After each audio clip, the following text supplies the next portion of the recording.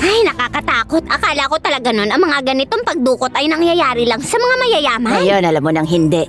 Pwede itong mangyari kahit kanino. Tama. Kaya kailangan mo na talaga magdobling ingat sa panahong ito, Selena. Matagal ko na pinipilit na maging gwardya mo, pero ikaw itong matigas ng ulo at umaayaw. Salamat na lang sa alok mo.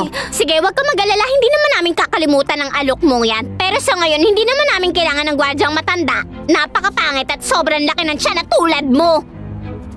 Tapos wala pang pera. Ay, naku, tumigil lang nga kayo. Nag-aalala na ang lahat tapos puro pa kayo kalokohan. Hindi man kami magkaibigan ni Rosalinda, pero nag-aalala pa rin ako sa kung anong pwedeng mangyari. Baka naman kasi may masamang taong nakakaalam na may relasyon siya sa isang milyonaryo. At nagplano silang dukutin siya para makahingi ng pera kay Agustin. Hoy, Zoila, matuto ka manahimik. Oo nga.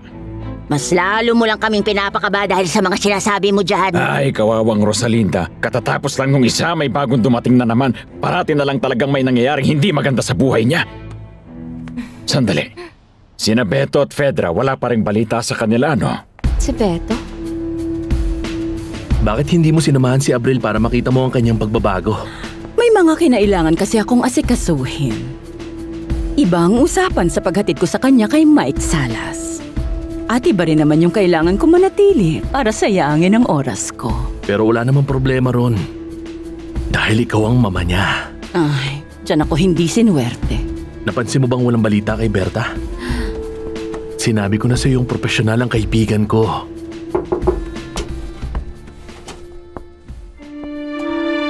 Nakabalik na ako.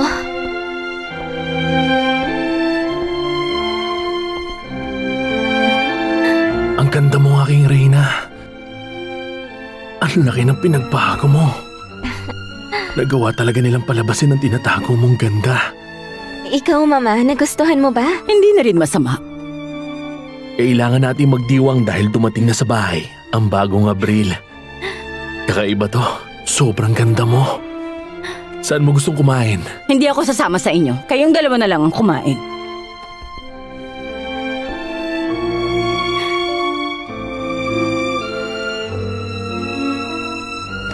Ayoko malaman mo na hindi maganda nangyayari sa bago kong negosyo. Dahil sigurado kong tutulungan mo ako ng hindi nagdadalawang isip. Ganon ang magkaibigan, Gerardo. Makinig ka. Gusto kitang alokin ulit na maging magkasosyo tayo. Patakbuhin natin tong lugar na magkasama. Pero alam mo namang wala na akong pera ngayon. Lahat nilagay ko sa negosyo na yun. Hindi ko kailangan ng pera. Kailangan ko ng taong kaya kong pagkatiwalaan. Isang kaibigan tulad mo. Nako, Fernando Jose. Hindi mo alam kung gaano ako nagpapasalamat sa'yo. Tatanggapin ko ng buong buo. At tungkol doon sa bahay na binili mo para sa akin, kailangan natin pumunta sa notaryo para ikaw na maging may-ari. Isa pa yan sa mga bagay na gusto kong pag-usapan natin, Gerardo. Gusto kong tanggapin mo yon bilang regalo ko sa kasal. Hindi pwede.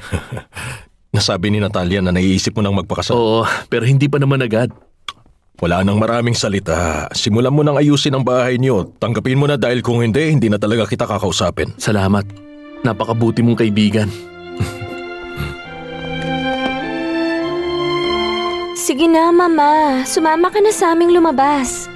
Sumama ka na at kumain tayo sa labas bilang isang pamilya. Mahal kong biyanan. Sinabi lang ayoko. Pero bakit? Dahil sobra ako nag-aalala ngayon kay Berta. Wala tayong kahit na anong balita sa kanya hanggang ngayon, kaya hindi pa rin ako mapakali. Nakakapagtaka na hindi pa siya nagpapakita. Halos di nga yun nagde-day off. At di natin masabi kung umuwi siya sa pamilya niya dahil wala naman siyang nanay o tatay. Mag-isa na lang siya. Ay naku, Beto, wag kang ang ganyan. Pero totoo naman, di ba?